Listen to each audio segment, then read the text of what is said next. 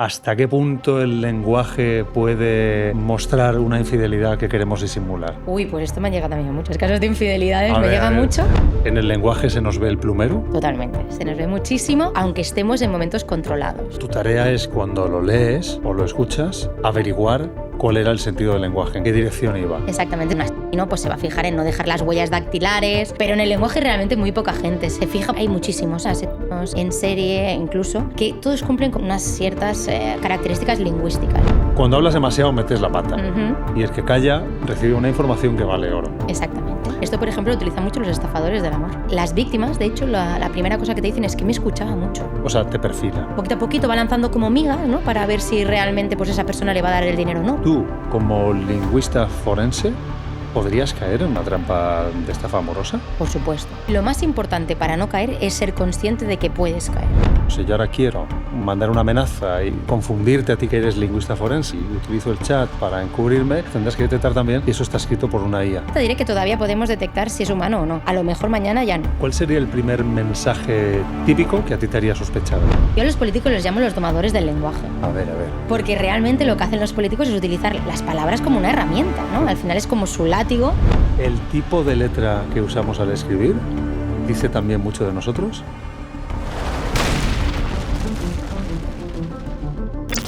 Quizá nunca os lo habéis planteado, pero la forma en que habláis, cómo y qué escribís, dice mucho de quiénes sois. Pero también habla de vuestras intenciones, de cosas que habéis podido hacer. Y para eso, hoy y ahora en Roca Project, tengo conmigo a Sheila Queralt. Ella es experta en lingüística forense. Bienvenida. Muchas gracias. Oye, ¿he dicho algo mal? No, ¿O más o menos van por ahí los tiros? Todo perfecto, con sus justas pausas. ¿Has visto? Bueno, mira, es que tengo a una lingüista delante, entonces más me vale decirlo bien. Mira, te quiero leer algo que ocurrió hace unos días. Y es que me escribió Óscar Tarruella, que ha sido invitado nuestro y además es amigo, y me dice lo siguiente, dice: buenas tardes, Carlos. Esta es Sheila Queralt, es una lingüista forense colega. No sé si te mola para Roca Project, pero es una crack en lo suyo. Tengo su contacto por si te mola o interesa. Es una gran persona y una gran profesional que colaboró también en el caso de Débora Fernández. Le dije, la entrevista la semana que viene, Óscar. Dice, joder, estamos demasiado conectados. Bueno, como puedes ver, estás aquí no solo porque queríamos, sino porque de alguna manera tenías que estar. Esas cosas del destino. ¿Cómo te quedas? Pues mira, la verdad es que me sorprende y le doy las gracias desde aquí a Óscar por la recomendación. Pero oye, ¿sabes que a mí me pasa mucho esto de que que voy conectando gente? ¿Sí? Sí, me pasa muchísimo, pero como cada semana. Es algo muy loco. No será, yo creo que hay energías en el universo, no lo sé. De formación profesional, de conectar palabras, acabar. Puede ser. Oye, mira, tienes aquí el libro, tenemos el libro de Sheila, Atrapados por la lengua. Esto significa que nos atrapamos nosotros mismos, pero también que se os puede atrapar. Explícame un poco más esto, porfa. Pues sería la descripción de qué es la lingüística forense, ¿no? Vale. Al final, la lingüística forense es una ciencia, dentro de todas las ciencias forenses, que se dedica a analizar el lenguaje, la lengua, para determinar, por ejemplo, quién hay detrás de un anónimo, para resolver cuestiones de investigación policiales, pero también cosas más civiles, como podría ser un plagio, una ambigüedad en una cláusula de un contrato, y todo a través de cómo hablamos. Una ambigüedad, dices.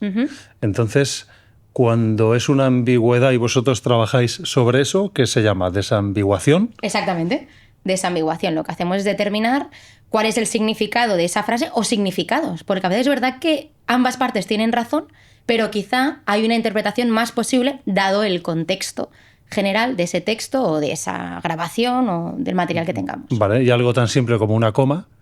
Uy, las comas. Lo puedo cambiar todo, ¿no? Las comas podrían dar para mucho. De hecho, yo estuve en un caso que justamente era un caso de desambiguación, en un tema de contratos, y una coma y el saber a los típicos árboles sintácticos, ¿no? Que hacíamos antes, los arbolitos, pues de dónde dependía un complemento o el otro, pues se estaban discutiendo 1,8 millones de euros. ¡Ostras! Y solo con un árbol sintáctico. Así que para los profesores que nos estén viendo de lengua, que lo utilicen para convencer a los alumnos de que estudiar lengua pues también sirve para algo. Vale. Vamos a intentar poner ejemplos de cosas concretas para que la gente vaya atando un poco cabos. Por ejemplo, Quiero hablaros un momento de Odoo, el patrocinador de este episodio, porque ofrece una solución para todos aquellos que queréis haceros una web fácil y rápido. Y encima lo puedes tener gratis. Ya sabéis que Odoo es una plataforma que permite tener más de 85 aplicaciones imprescindibles para un negocio conectadas en un mismo sitio, ahorrando tiempo y dinero. Podéis acceder a una de estas aplicaciones totalmente gratis para siempre y hoy os quiero presentar la app Creador de Sitios Web. Es muy fácil de usar. Un simple clic y empiezas a crearla. Define el tipo de website que quieres, el sector de tu actividad y tus objetivos. La inteligencia artificial generará tu sitio web aportando imágenes y texto según lo que hayas escogido. Podrás elegir colores o insertar tu logo para que aplique esos colores en tu web y añadir las páginas y funcionalidades que necesites. Por último, escoge entre todas estas plantillas la que más te guste y así tendrás la estructura de tu web lista. La podrás personalizar a tu gusto, arrastrando bloques y soltándolos aquí y allá sin necesidad de que tengas conocimientos técnicos o que entiendas de código. Así de simple. Además, tendrás tu dominio personalizado gratis durante un año y tu web gratis para siempre. Si quieres más módulos por menos de lo que cuesta una cena, tienes acceso a todos. Solo tienes que entrar en odoo.com, link que os dejamos abajo en la descripción. Seguimos con el podcast. Por ejemplo, si yo a mi productor Natán le digo Natán, calla, es por escrito, ¿eh? Ujú. Es muy distinto a si le digo Natán, calla, sin la coma. Totalmente, claro. En un caso tenemos un vocativo en que te estás refiriendo a esa persona, ¿no? Cuando ponemos la coma, y en la otra no. Por lo tanto, no estás dando esa orden de Natán, te estoy diciendo a ti que te calles o que comas, ¿no? O sea, en un caso estaríamos diciendo que Natán se calla, suele callarse, podría atribuirse, ¿no? Y en el otro es un imperativo. Natán, es una cállate. orden. Bueno, Pero también hay que decirlo que esto es lo que es esperable que la gente haga según la norma. ya. Después, gentes que te pongan la coma detrás del vocativo, es difícil. Entonces, muchas veces el lingüista tiene que interpretar según el contexto, de nuevo, qué es lo que quiere decir ese hablante en ese momento. Qué interesante, vale. ¿Qué cosas? Porque la gente no escribe bien. Claro, la gente no escribe bien. Lo paso muy mal con eso, ¿eh? Lo paso fatal. A mí me porque encanta. me pego unas hostias al diccionario, sí, porque me fijo mucho y es casi un poco obsesivo a veces. Vale. ¿Qué cosas se pueden deducir de un texto de una persona? Dependerá del texto. Es decir, nosotros no tenemos una bola mágica, que a veces se lo piensa, ¿no? Cuando nos llegan los clientes o los investigadores, ¿no? Los policías, se piensan que tenemos una bola mágica en la que nos dan un texto y nosotros rápidamente vamos diciendo características. Esto no es así, sino que hay una rigurosidad y depende, pues, del material que tengamos lo que podremos decir. A grandes rasgos, vamos a ir de más fácil a más difícil. Vale. Lo primero que nos tenemos que preguntar, ahora ya, esto ya tengo una cierta experiencia, es si es humano o es máquina. Que esto antes no lo teníamos que preguntar. Qué bueno, ¿Vale? Si está necesario. demasiado bien escrito, sospecha que a lo mejor hay una máquina detrás. La inteligencia artificial, ¿no? O lo que sea. Pero vamos a ponernos en que es un humano, en este caso. Y lo que vamos a hacer determinar, por ejemplo, es el nivel académico que tiene esta persona, ¿no? El nivel educativo. ¿Es una persona, pues, con estudios superiores o no? Pues muchas veces, obviamente, pues las faltas de ortografía. Pero eso, cuidado, porque también dependerá del contexto. Una persona puede tener un nivel alto educativo, pero que está corriendo, que le están persiguiendo, y obviamente uno no se pone a poner comas Ya. ni acentos. Ya. ¿Vale? Pero también habrá, pues, las construcciones, el vocabulario que utiliza, ¿no? La riqueza que tenga, pues, en el momento de expresarse. Después ya allí también, dependiendo del vocabulario que utiliza, podríamos determinar incluso la profesión o, digamos, el ámbito en el que esta persona se mueve. Ujú. Después, por ejemplo, podríamos determinar la edad más probable, un rango de edad. Jamás diremos, no, es que tiene 37, 41. No, vamos a decir Ya, un ya. rango de edad. No puedes perfilar a ese nivel tan preciso. Es una persona adulta, ¿no? Más o menos damos unos rangos. Si son pequeños, sí. De hecho, esto es curioso. Cuando son menores, en los niños, sí que es verdad que podemos ser mucho más precisos. ¿Por qué? Porque la lengua evoluciona de forma mucho más rápida. Claro. Y entonces podemos determinar, pues mira, esta estructura la utilizan, pues, generalmente niños de primaria o niños de secundaria, ¿no? Y esto es mucho no más está fácil. maduro el lenguaje aún y por tanto Exactamente. lo puedes ubicar mejor. Totalmente. Después también diríamos, por ejemplo, el sexo más probable, no sé si es hombre o mujer, sin entrar ya aquí en el género y en estas cuestiones. Y después incluso, esto ya dependiendo mucho del caso, podríamos determinar temas de ideología, por ejemplo, en campañas políticas, pues si realmente es el partido contrario, es el propio partido, en temas de terrorismo, si realmente es del grupo que dice ser o simplemente es alguien que, bueno, quiere lanzar una amenaza, ¿no? Para llamar la atención. Y sobre todo, claro, si está escribiendo, pues en su lengua nativa o no, si tengo otra lengua de contacto. Por ejemplo, en el caso de, pues, Cataluña, ¿no? Con el español, pues tendríamos otras lenguas de contacto que siempre se acaban filtrando. Ya, claro. Barbarismos, expresiones mal traducidas. Sí, a veces no es tanto el el léxico, el vocabulario que se utiliza, pero las construcciones que haces, ¿no? Que dices, Ya. "Ay, A lo mejor un catalán ni se daría cuenta. Sí. Pero a una persona pues, que no está tan acostumbrada, de, ay, ¿no? ¿Qué expresión tan rara, ¿no? Qué construcción, qué orden de palabras más extraño. Qué interesante. Entonces, digamos que en el lenguaje se nos ve el plumero. Totalmente. Se nos ve muchísimo, aunque estemos en momentos controlados, ¿no? Porque además decimos que tenemos un estilo idiolectal, que sería todas estas características, ¿no? que he comentado. Pero claro, no es algo fijo. No podemos hablar de un ADN lingüístico o de una huella lingüística, porque eso es fijo, no varía, siempre es igual. Y el lenguaje no. El lenguaje no es estático, es variable y depende pues, a lo largo de toda la vida, que se va modificando, pero también en un mismo momento vital. No hablo ahora igual que si estuviéramos en el bar, ¿no? Que si nos fuéramos de fiesta, nuestra voz y nuestra forma de escribir se modifica dependiendo del contexto. Tiene sentido.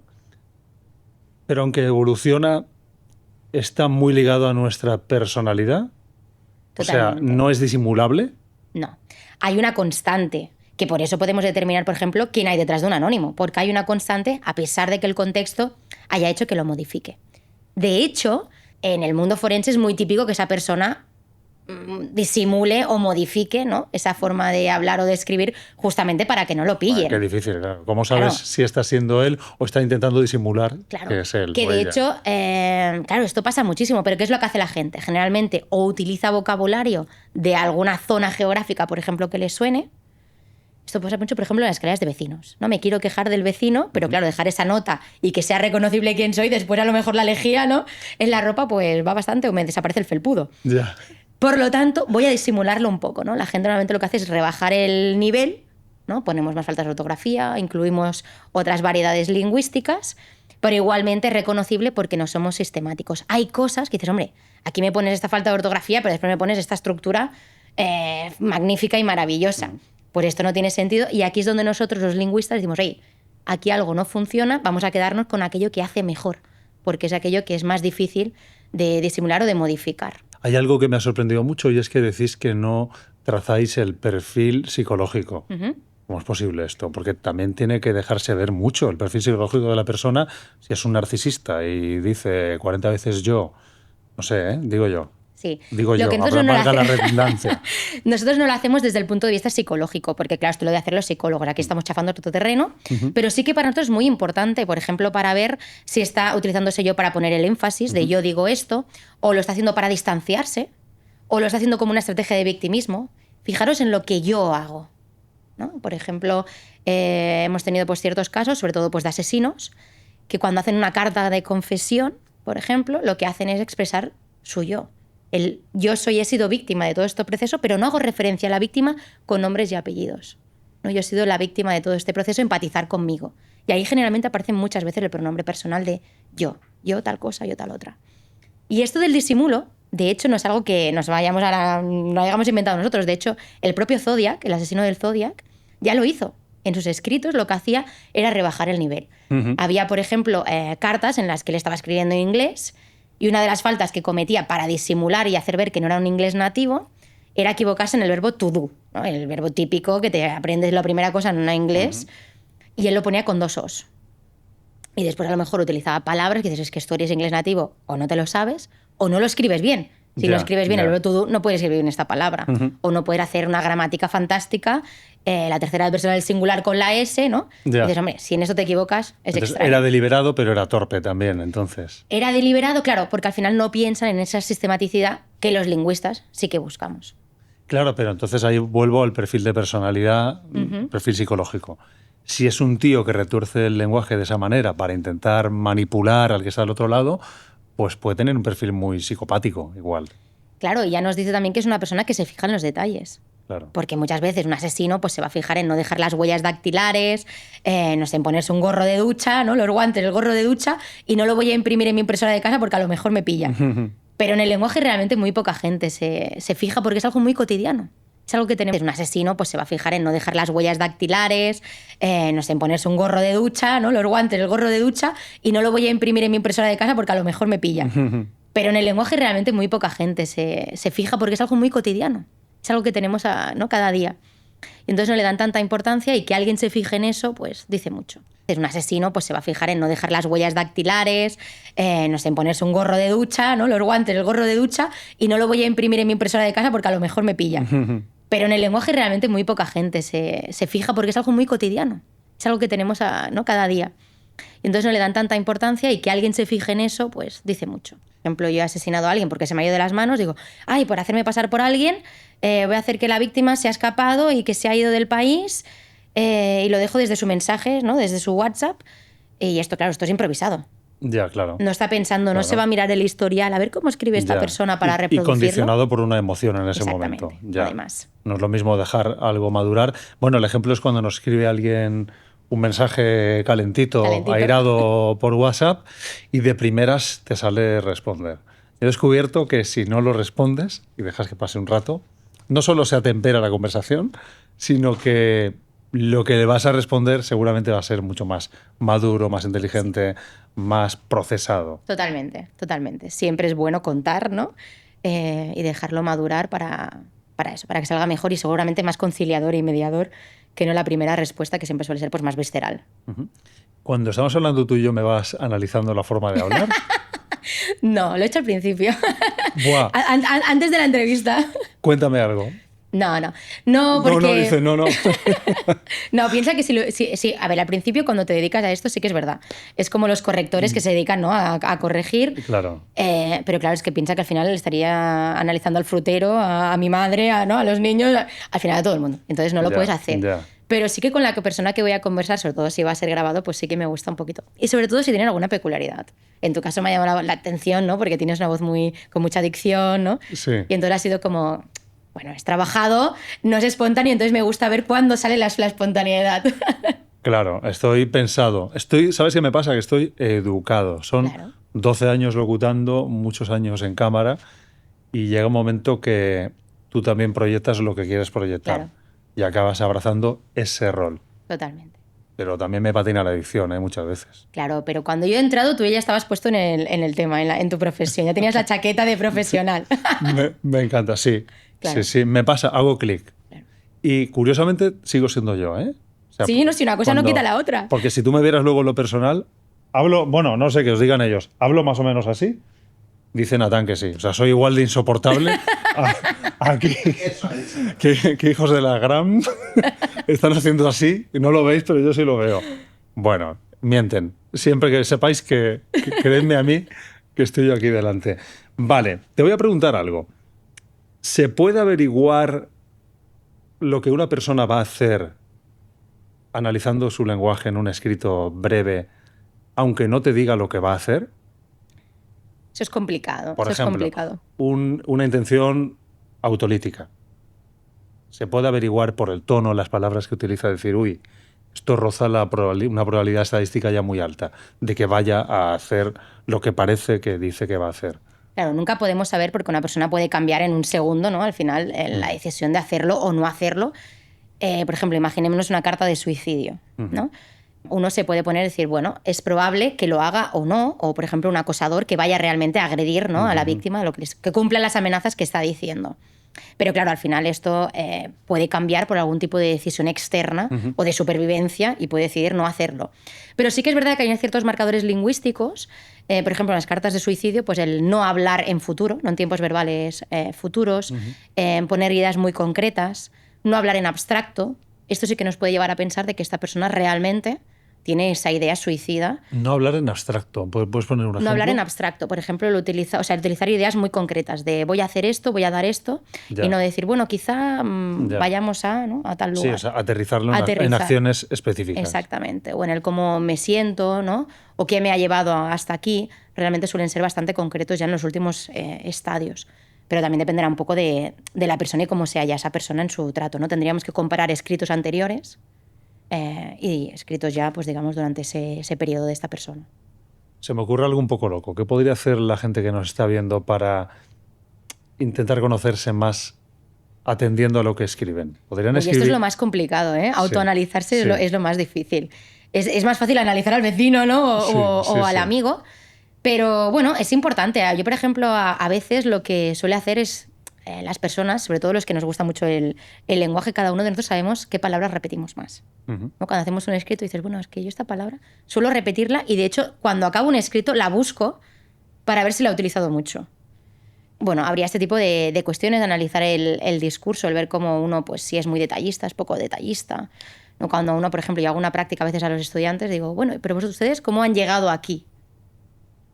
Y el cómo, normalmente la gente dice, pues he llegado en tren o he llegado en... ¿no? Pero hay personas, muy pocas en la clase. Que piensan en el proceso que les ha traído. En el cómo he llegado al curso, claro, es decir, claro. Pues lo he conocido a través de los medios o incluso a nivel psicológico. Sí. He llegado muy estresado. Sí, suelen ser muy poquitos, hay un porcentaje muy poquito, la manera, pero suele haber. La manera. Es ese pensamiento divergente, ¿no? Que todo el mundo más o menos piensa hacia el mismo, hacia la misma interpretación, pero después sí que es verdad que hay personas que por ciertos motivos pues llegan a coger la otra interpretación.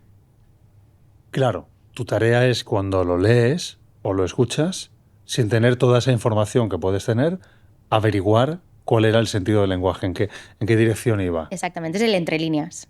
Leer las entre líneas. Tú imagínate ser pareja mía, ¿eh? Joder, me imagino escribiéndote un WhatsApp diciendo borro. No, pero, borro, mira, mejor no se lo mando. No hablo con ella. Uy, que si hablo también me va a pillar. Claro, claro. Y si no hablas también, ¿eh? Porque los silencios dicen mucho. ¿Tus parejas hablan mucho o callan? Callan. No, que va, si después soy un trozo de pan. Fíjate, aquí pasó otra persona que era Fer Miralles, experto en oratoria y comunicación, y él decía, tienes en una conversación para que sea agradable para la otra persona, tienes que hablar el 20% y dejar que el otro hable el 80%. En realidad es inteligente porque cuando hablas demasiado metes la pata, cuentas demasiadas cosas y el que calla recibe una información que vale oro. Exactamente. Esto, por ejemplo, lo utilizan mucho los estafadores del amor. Esa es otra área donde tú trabajas, ¿verdad? Sí. Y esto, por ejemplo, las víctimas, de hecho, la primera cosa que te dicen es que me escuchaba mucho. Que también el listón, o sea, que te metas ahí porque realmente el listón está bajo, ¿eh? Ya. Pero es una de las cosas que dicen, es que me escuchaba, era muy atento. Y justamente lo hacen para eso, para recabar la información, para ver dónde la víctima tiene, ¿no?, ese punto débil, dónde van a lanzar el anzuelo para que realmente entre. Lo que hacen es una enorme manipulación. Totalmente. Entonces tú habla, que me estás dando cada vez más pistas. Exacto. De por dónde, o sea, te perfilan. Totalmente. Sí. Eso es muy interesante. ¿Qué casos te llegan de estos tipos? Tú tienes un laboratorio, ¿verdad? Sí. SQ se llama. Sí. Es tuyo, lo diriges tú además. ¿Qué tipo de cosas de la gente más de a pie te llegan? De todo. La verdad es que nos llegan de todo. Ahora estamos mucho, pues hemos tenido pues temas de estafa relacionadas con el amor o no. Temas de criptomonedas también tenemos muchísimo. Temas de acoso a menores o entre menores. Tenemos casos de violencia de género, muchísimos también, desgraciadamente. Temas de desambiguación de cláusulas, como decía, pues un contrato. Exámenes, por ejemplo, en convocatorias oficiales. Esta pregunta de examen yo la entendí así, ¿se puede entender así o no? Para hacer una apelación. Claro. Esto también nos llega muchísimo. Y claro, normalmente se agrupan varios para hacer fuerza, ¿no?, en un tema pues de reclamación de examen. Temas de plagio. No únicamente el plagio académico, que también, pero también tenemos temas de plagio, pues de podcast, de obras de literatura, pero también tenemos, por ejemplo, de películas, tenemos un poquito de todo. Al final es que el lenguaje está en todos lados. Y entonces nos llega todo. Oye, ¿tú podrías analizar? Claro, es la habilidad para retorcer el lenguaje, llevarlo hacia donde tú quieras y hacer que parezca otra cosa distinta cuando a lo mejor es lo mismo. En el caso de estafas amorosas, que tenemos aquí, el libro de Sheila, también de estafas, o sea, son dos, ¿verdad? Sí. Atrapados por la lengua, que es el que yo me he leído. Este lo ha traído, no me ha dado tiempo a leerlo. Estafas amorosas. Vamos a hablar un poco de esto, ¿vale? Vale. No sé, cuéntame algún ejemplo reciente o algo que te haya llamado la atención relacionado con estafas amorosas. Bueno, yo con estafas amorosas la verdad es que llegué por casualidad. No era un tema tampoco que me fascinara. Además, cuando yo llegué no era tan famoso el tema. Y la primera vez fue un caso en el que, bueno, habían ciertos perfiles que desde la pericial informática no se podían determinar que era el mismo sujeto y me pidieron si podía analizar pues, los distintos perfiles. Pues habían WhatsApps, había Messenger en ese momento y determinar si se trataba de la misma persona o no que ya conocían. Teníamos ya otros perfiles que sí que sabíamos que eran de esa persona. Y lo comparé. Y ahí me llamó mucho la atención las estrategias que utilizaba. ¿No? Qué manera más seductora, ¿no?, de ponerse a la otra persona en el bolsillo, vamos a decirlo así, de seducirla, de engañarla, de manipularla. No es burdo. No. Pensé, es muy sutil. ¿Qué estrategias utiliza, no? Y me llamó la atención, pero se quedó ahí en el cajón. Y al cabo de muy poco tiempo me llegó otro caso con otro estafador y que vi que utilizaba las mismas estrategias. ¿Ah, sí? Y dije, wow. ¿Qué son? Que son, pues bueno, poquito a poquito va lanzando como migas, ¿no? Para ver si realmente pues esa persona le va a dar el dinero o no. Pero son miguitas de pan que ya van preparadas para la estafa final.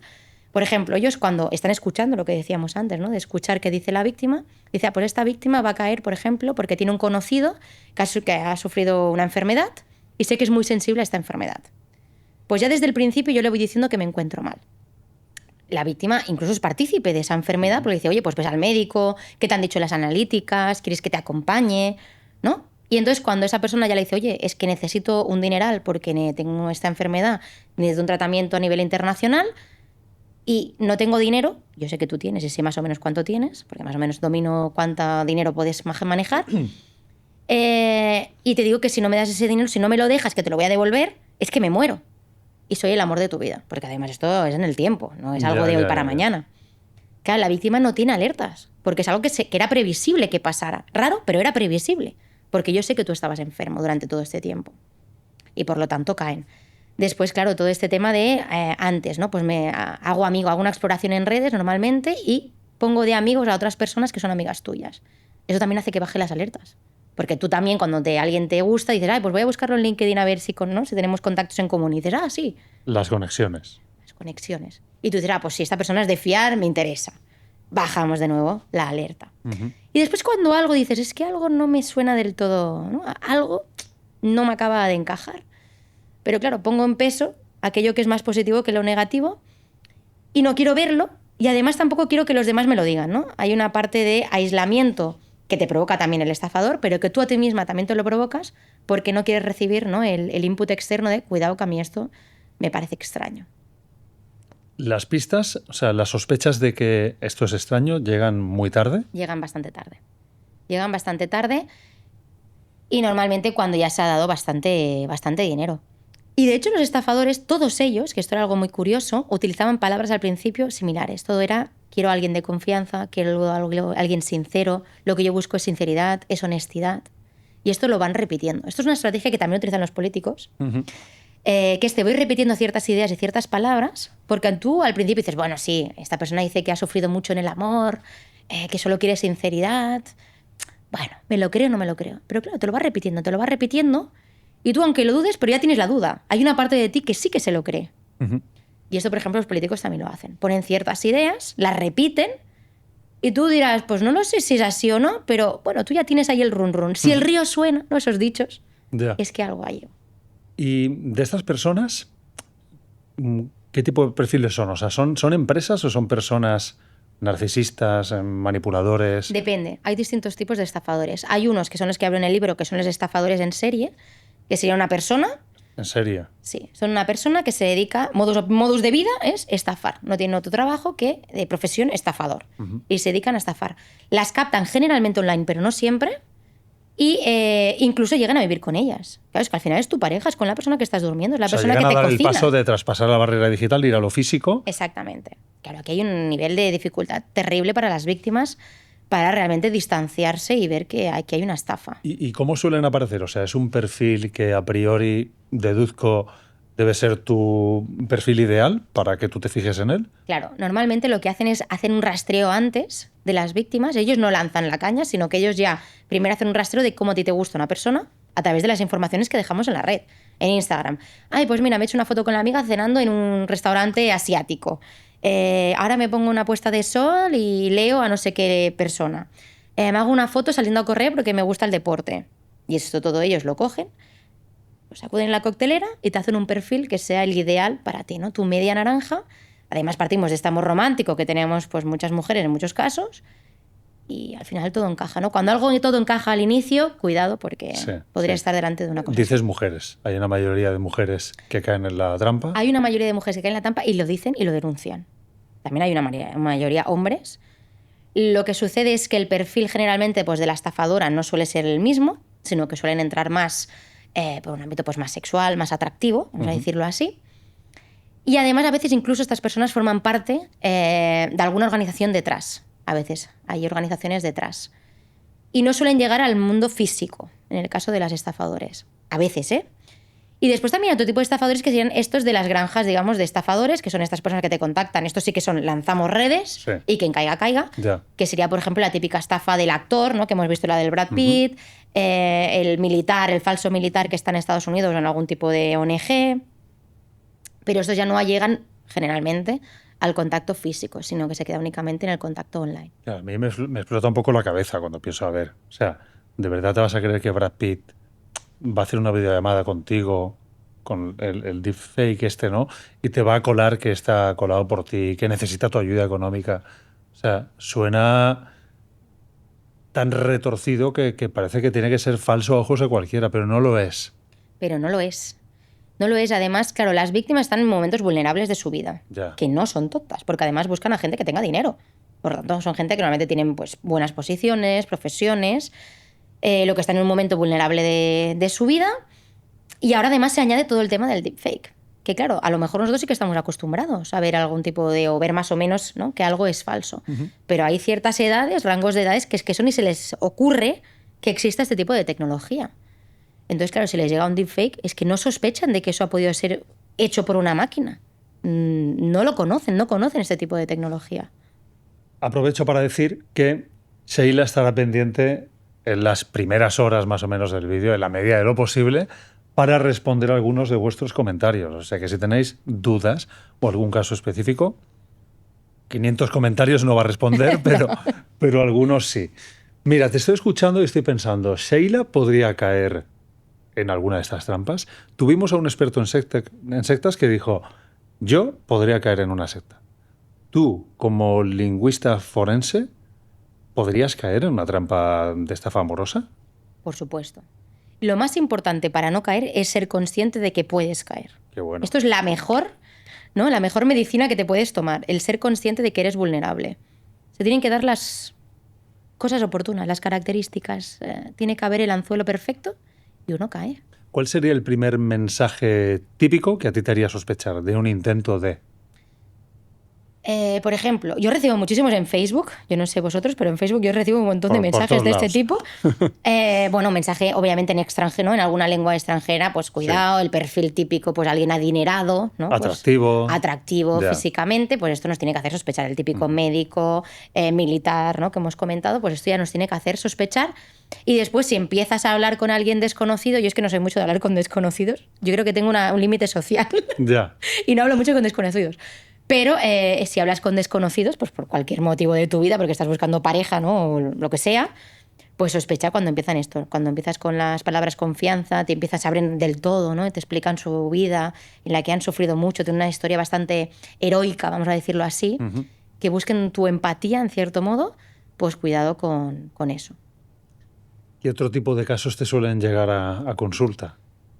Pues temas sobre todo también pues en casos en los de divorcios conflictivos, tenemos muchísimos, ¿no? En los que por una parte de la pareja pues está sufriendo violencia verbal y lo que quieren es que determinen si efectivamente hay una violencia verbal que puede estar expresada pues, a través de insultos, que sería pues bastante obvio, pero podrían haber otro tipo de manipulaciones, ¿no? Pues tú verás.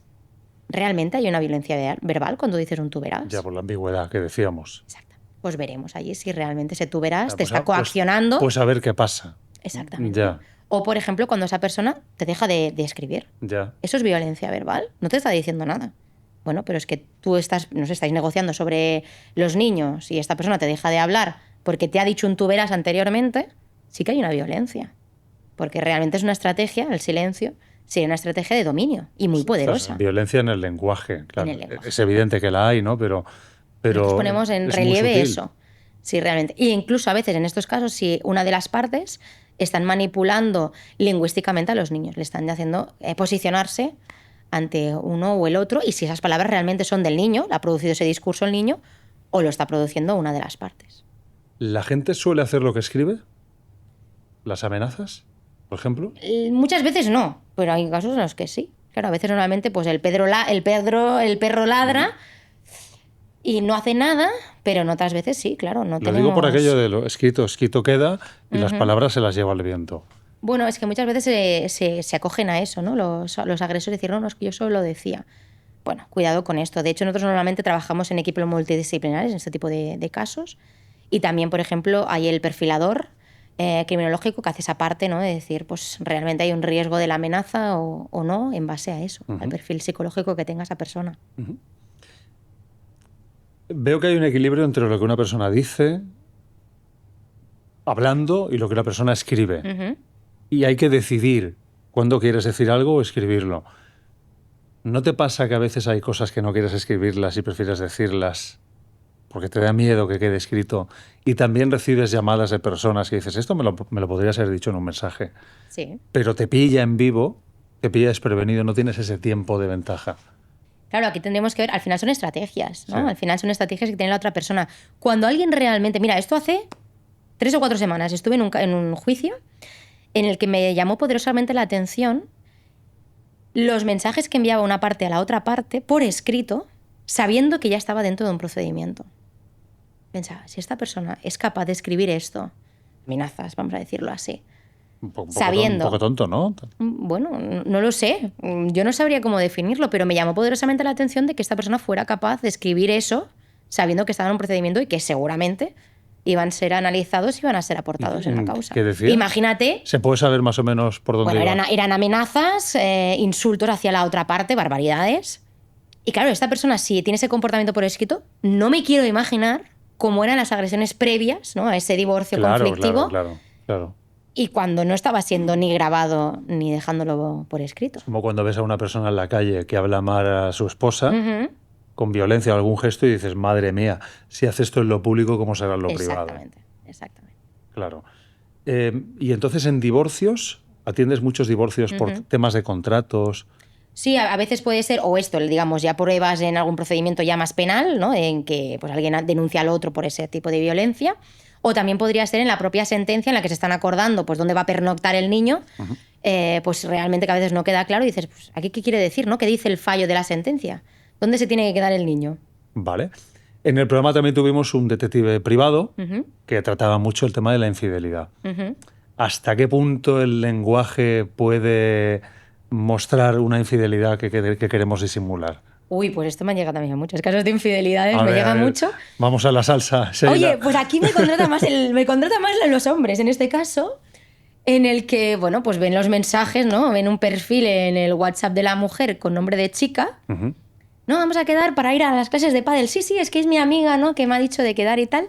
Y el hombre empieza a sospechar de que no es una chica, sino que, pues a lo mejor es el profesor de pádel. Hostia. Y vienen y me preguntan, pues, oye, ¿tú crees que es una chica? Que puede ser el profesor, que a lo mejor él también es alumno del profesor. Y tengo, por ejemplo, el WhatsApp con él pues desde mi perfil. Y me permiten pues hacer un perfil, pero también a veces compararlo y determinar la autoría, si se trata o no de esa persona. A veces no para ir a un juicio, no hacer un procedimiento, sino simplemente pues para decirle, oye, que no me lo creo y sé que estás hablando con tal persona. Vale. Cuéntame un poco lo que no se ve. O sea, ante un caso así, ¿cuál es tu manera de atacar el texto y de proceder? Como primero, miro esto, tal. O sea, para entender un poco tu profesión. Sí, claro, muchas veces cuando te vienen a consulta, pues te traen el material, ¿no? Y esperan que tú rápidamente ahí se lo digas, ¿no? Normalmente te dice, oye, pero yo es que creo, yo lo veo obvio, ¿no? Y dices, bueno, no, las cosas no son nunca tan obvias. Y lo que hacemos es, pues nos quedamos el material en este caso, y lo que hacemos es atacar distintos niveles del lenguaje.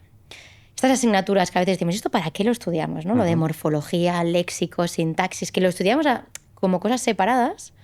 Nosotros lo analizamos por separado, pero después lo juntamos. Vale. Entonces analizamos primero, pues qué vocabulario utiliza. Pues utiliza pues, un vocabulario muy rico, poco rico. Pues esta persona también utiliza esta palabra para referirse a, yo qué sé, al pádel. Pues no dice tenis, dice pádel. Y cuando escribe pádel, vamos al nivel ortotipográfico. ¿Lo hace con acento o no lo hace con acento? ¿Vale? Ahí puedes ver su formación académica, su cultura. Sí, igual. o preferencias que tiene uno, a veces. Sí. O después nos vamos, por ejemplo, al nivel ortotipográfico. ¿Utiliza los dos signos de interrogación delante y detrás? ¿O únicamente el último? ¿O utiliza múltiples? ¿O lo combina? Que si fuera el último podría ser influencia del catalán o también formas modernas. Exactamente. Que ahora todo el mundo en castellano también pone la interrogación al final. Inglés. Sí, pero tú imagínate que sea también. inglés el profesor de pádel. Ya. Oye, pero escribe en español, ¿no? Aquí también podríamos ver si tiene una influencia de una segunda lengua. Entonces o no. vas como ramificando. O sea, yo imagino como esto pues podría ser esto o esto, ¿no? Vas haciendo Exactamente. Primero hacemos análisis del léxico, pum, pum, y al final el texto no lo aprendemos. Sí. Y con fosforito, pum, tum, tum, tum, tum, tum, tum, lo vamos subrayando. Después vamos al nivel sintáctico. Pues vamos a ver qué construcciones utiliza. Esas construcciones son típicas de un español, ¿no? De un hablante español, de un hablante de catalán, de un hablante de inglés. Podrían ser muchísimas lenguas, pero para que lo tengamos claro. Y después, claro, todo esto se va conectando. Después vamos a la ortotipografía. ¿Cómo enfatiza esa persona? Cuando está muy contento, ¿qué utiliza? ¿Un emoticono? ¿Qué emoticono utiliza? Ah, fíjate, los emojis. Claro, por ejemplo, imagínate que no sea el de pádel y sea el profesor de yoga. Tendría sentido que nos vamos a yoga, y nos pusiera, ¿no?, el simbolito esto de las dos manos juntas. Pero podría ser que el símbolo de las manos juntas sea un porfivente, ¿no? O un perdón. O sea, que tienes que interpretar el símbolo. Claro, no es solo el símbolo, sino que tenemos que saber este hablante cuándo utiliza este símbolo. Sí. O, por ejemplo, las caritas así, ¿no? ¿Utiliza la persona con las caritas o utiliza el monito con las caritas? ¿Y por qué lo utiliza? ¿Es más en plan broma o realmente porque lo siento, ¿no?, y me da vergüenza? O sea, el por qué. Y después tendríamos que ver, pues también, pues una persona que da... Bueno, esto lo voy a abrir después, el melón. Vamos a cerrar primero los actos de habla. Sí. Entonces, en este caso, después vamos a ver todo cómo se junta, ¿no? Si utiliza las faltas de ortografía se deben a que esta persona pues está descuidado y, bueno, pues entre nosotros tenemos confianza, no hace falta tampoco que vaya poniendo acentos. No utilizo el corrector automático, lo tengo activo o no lo tengo activo. O lo hace porque no domina la lengua, por el nivel educativo, o porque tiene un contacto de lenguas, no está hablando en su lengua nativa. ¿Vale? Y esto lo iríamos poniendo. O, por ejemplo, imaginemos que estamos hablando con nuestro hijo. Si es jovencillo, pues realmente lo hace porque no domina la lengua y por tanto porque es menor. O sea, siempre tenemos que ir viendo cómo todos los niveles de la lengua van correspondiendo a ese perfil de esa persona. Claro. ¿Cómo lo explicamos? O sea, entonces pretende ser ciencia. ¿Qué es lo que no puedes hacer cuando ves un texto? Suponer. Suponer jamás. Es decir, después nosotros todo esto diremos, pues una persona que tiene, pues yo qué sé, es de tal lugar o tiene este contacto de lenguas. Porque esta estructura, según un corpus lingüístico, todo lo que no esté en algo bibliográfico, no lo podemos poner. Entonces, esta estructura sabemos que es típica, no porque yo lo crea y sea hablante de esa lengua, sino porque hay estudios sociolingüísticos que nos indican que esta estructura es típica o más probable en un hablante catalán hablante. Por ejemplo, el cual. Sí que te lo puedes encontrar en castellano, el cual. Sí. Pero en algún contexto más informal es más probable que te lo encuentres en un hablante de catalán. Claro, apunta entonces hacia el catalán. ¿Vale? Pero no es algo que yo supongo, sino que los estudios científicos nos indican que esto es así. O, por ejemplo, este error ortográfico. Al final, un error ortográfico tiene que ser consistente. ¿Por qué? Porque es el desconocimiento de una regla. Lo esperable, según la RAE, la Real Academia Española, nos dice que es esto. Pero que no lo haga no quiere decir que no sea hablante nativo, sino que desconoce esa norma. O en ese momento no la quiere aplicar. Claro, entonces, ¿cómo tú después vas desgranando todo eso para llegar a terrenos que no están a tu alcance? O sea, porque somos muy sistemáticas. Súper difícil, Sí. No, la cosa no es estudiar un grado en lengua y ya me dedico a esto. Porque hay cosas que te mostrará el lenguaje y cosas que no. Si no nos lo muestra el lenguaje, no lo podemos poner. Por eso no entramos nunca en la parte psicológica. Vale. Entonces, nunca entramos en la parte hay una diferencia entre dar la posibilidad o suponer. Exactamente. Suponer es dar por hecho esa posibilidad. Exactamente. Si nosotros no lo podemos probar a través de algún tipo de estudio, no lo vamos a decir. Pero, claro, es muy difícil porque tú también estás separando tu propio criterio, cómo te influye personalmente algo que lees. O sea, no te metes en la psicología de la persona, pero seguro que estás teniendo pensamientos de ostras. Sí, pero esto hay que controlarlo. Tenemos que ser lo máximo objetivos y rigurosos posibles. Sí. Porque si no dejamos de ser científicos. Claro. Entonces siempre tenemos que compararlo todo, ¿no? Es como, ¿tú crees que es esa persona o no? Yo no te voy a decir si es esa persona o no, que esto a los jueces les molesta muchísimo. Ya. No, yo te voy a decir si es probable o no, en base a todas las características que yo voy encontrando y si las puedo justificar o no. Por ejemplo, si en un conjunto digo, hombre, es bastante probable que sea la misma persona, pero me encuentro que en unos mensajes me acentúo y en los otros no. Sí. Yo puedo determinar que esa acentuación se debe en unos mensajes porque hay un corrector cromático y en los otros no, o lo puedo determinar por el contexto, es que esta persona en este momento pues había un nivel cognitivo, a nivel emocional muy alto y por lo tanto en ese momento no está acentuando. Siempre sucede eso, hay una sistematicidad. Por lo tanto, yo esto lo puedo probar. Ahí sí que lo diré. Pero si no, no. Somos muy rigurosos, extremadamente rigurosos. Es un poco toclo nuestro. No, claro. Porque en el detalle... En el detalle está la revelación. En el detalle está la revelación. Vale, vamos a pasar un poco a lo que sería el habla. En el habla, conversaciones telefónicas pinchadas que puedes escuchar, porque tú colaboras con policía también. Sí. Grabaciones, audios de WhatsApp. ¿Qué cosas te ofrece el lenguaje que te aventaja ese perfil lingüístico, definirlo bien con respecto a lo escrito.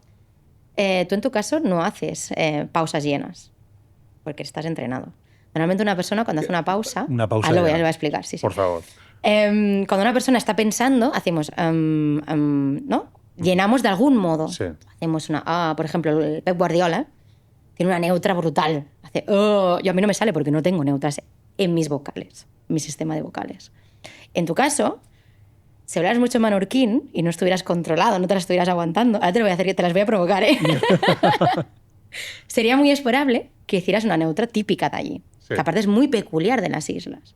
Por lo tanto, si tuviéramos una persona mallorquina hablando en español, haciéndonos un audio, aunque hablara muy bien el español, ¿no? Digamos, es bastante neutro el acento que tiene, en las pausas llenas nos diría muchísimo, porque normalmente tú lo haces en tu lengua nativa y es muy difícil de controlar. Ahora me he callado.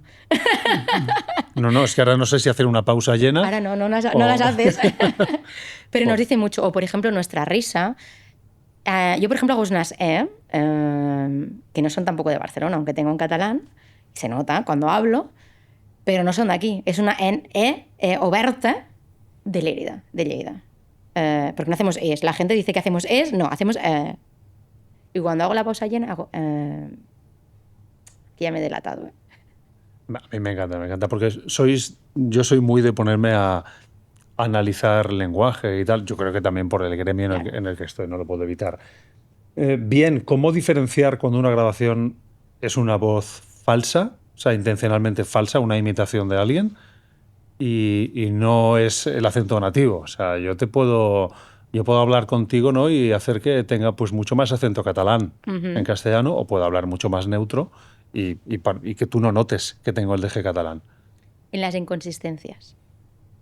Tú deja a una persona que hable. Esto no sucede mucho, sobre todo cuando hay malos, ¿no? Con los malos, pues que bueno, empiezan a hacer, bueno, disimular un poco. Yo le digo, tú déjalo. Yo los primeros 5 minutos no los voy a analizar. Porque los primeros 5 minutos uno está atento. Claro. Pero tú a la que apeles a la emoción y le dejes... O sea, tienes que hacer que baje la guardia. Claro, tiene que bajar la guardia. Ajá. Y entonces aquí ya va saliendo lo natural, ¿no? Y sobre todo cuando, por ejemplo, solo tenemos un audio muy controlado, muy breve, y, por ejemplo, por un acento extranjero, tenemos que ver si es consistente. Es decir, siempre va a hacer una nasal de ese tipo o una L. Alguien que intenta imitar a alguien en catalán, lo primero que hace, ¿no?, es exagerar las laterales. Sí. ¿No? Bueno, las exagera siempre del mismo modo. Entonces lo que hacemos es medir los formantes, es decir, estas curvas que a veces veis, ¿no?, cuando escucháis algo en la radio, ¿no?, que aparecen esas curvas. Nosotros lo analizamos con programas específicos y vemos que un hablante pues tiene un rango y siempre va a hacerlo dentro de ese rango.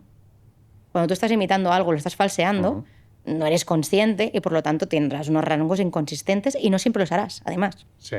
En unos momentos los harás y en otros no. Bueno, a no sé que seas un Carlos Latre, que literalmente te conviertes en... Sí, lo hace muy bien, pero también habría una sobreexposición. Es decir, lo que hacen cuando, por ejemplo, imitan a otra persona, hay una estimulación de ciertas cosas, ¿no? Pues hay palabras que las sobreexageran.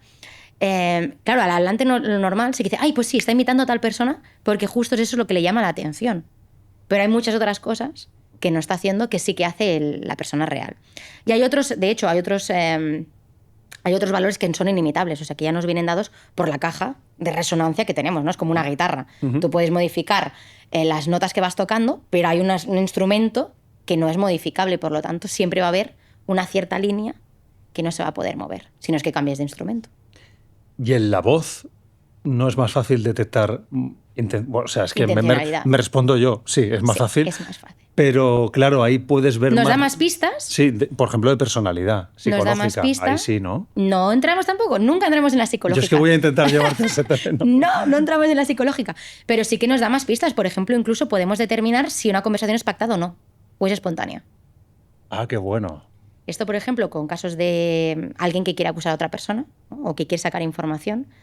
Yo qué sé, ha sucedido algo y hacen una llamada para que la otra persona confiese en esa grabación de que realmente ha participado en ese incidente. Aquí podemos determinar si la otra persona era consciente o no.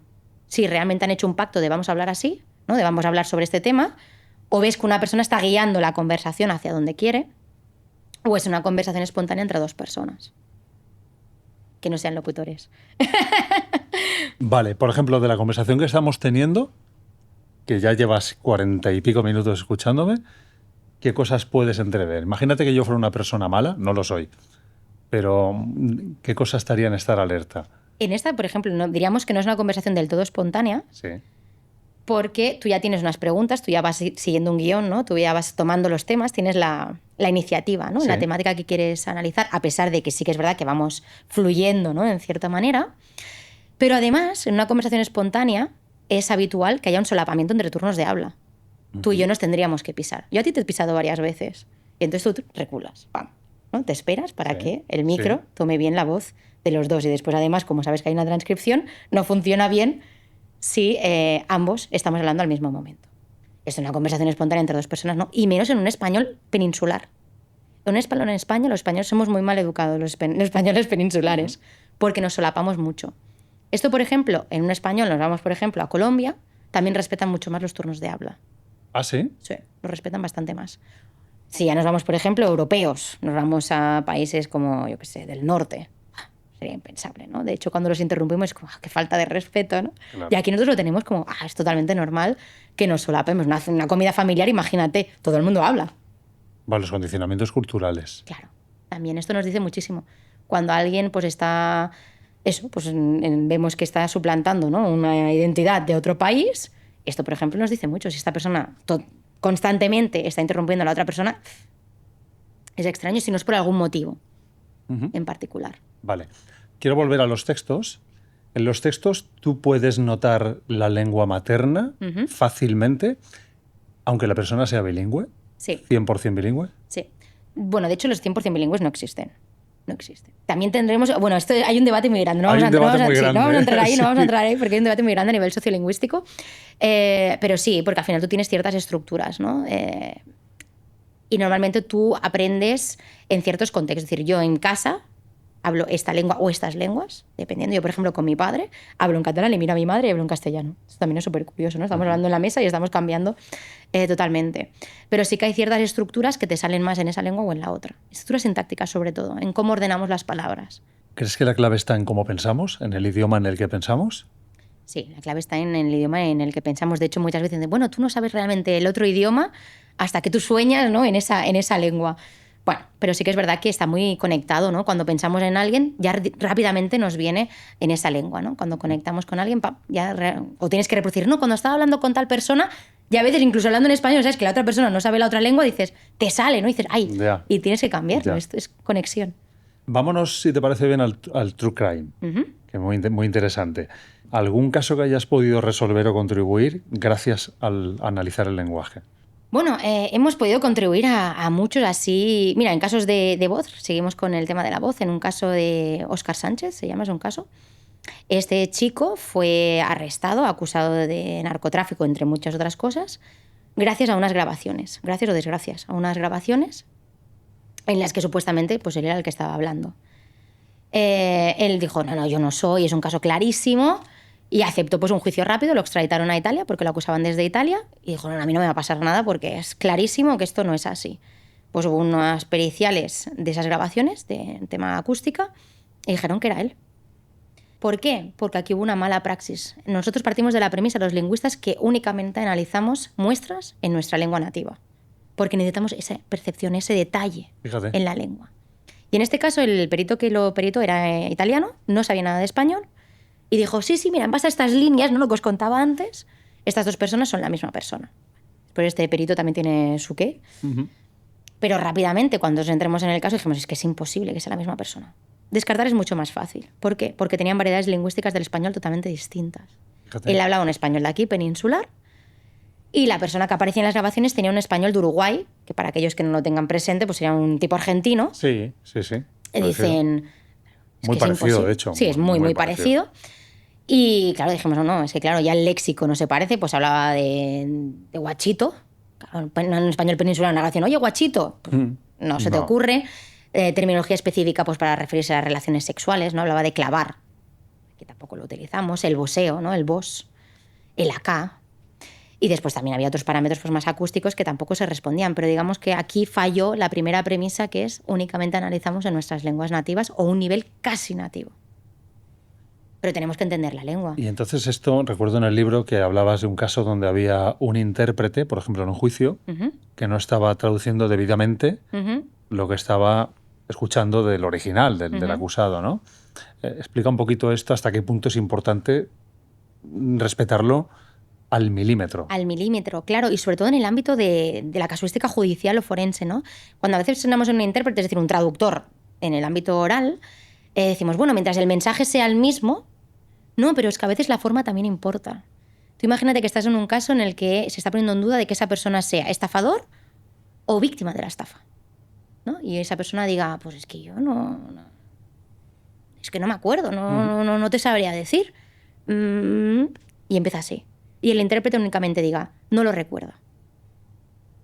Claro, el grado de seguridad que está aportando... Muchos detalles. Claro, son detalles. Sí, y dices, bueno, es que hacía falta que lo repitiera, hacía falta que pusiera la duda. Pues sí, en ese caso sí. Porque al final el juez recibirá esa convicción de que esa persona realmente no lo hace en base a eso, a la duda, ¿no? A las pausas llenas, de nuevo, a esa repetición de que realmente es creíble. La credibilidad va a estar ahí, en esos matices, y eso es muy importante. Y muchas veces estos intérpretes judiciales simplemente son nativos de esa lengua, pero no tienen esa formación en estos pequeños detalles. Y los detalles cuentan, esas pausas. Es muy importante. Y es muy importante que el mensaje lo entienda. También para los locutores. Tú cuando tienes que decir un texto, ¿no? Locutar un texto, es súper importante que lo entiendas para saber dónde vas a poner el énfasis, dónde vas a poner la pausa, para que eso realmente tenga el efecto que tú estás deseando. Por ejemplo, una campaña de marketing. Es súper importante, ¿no? Esa precisión, esa lectura, y no simplemente coger y leerlo. No te pagan para eso. De hecho, yo me he peleado con muchos textos que me han mandado, porque como tengo esta parte de ver el lenguaje y ver los errores, si no lo corregía, ¿sabes? No funcionaba. Claro. Esto no hay por dónde cogerlo. Y te lo mandaba una agencia de publicidad igual, ¿eh? Estaba mal escrito. Claro. Hacía la corrección para poder locutarlo bien, porque si no, o sea, si obedecía lo que estaba escrito literalmente y hacía caso de las comas, de los puntos, tal, era un desastre. Exacto. Eso es muy importante. Mira, por ejemplo, con Óscar, también, para retomarlo, sí. Participé en un caso, en el de Débora Fernández, y justamente lo que se me pedía era determinar la verosimilitud del testimonio que estaba ofreciendo el principal sospechoso ahora, después de 20 años. Y justamente una de las cosas que mirábamos era eso, el ver si realmente era consistente, ¿no? Esa emotividad lingüística, ¿no? La entonación que le estaba dando con lo que se estaba diciendo.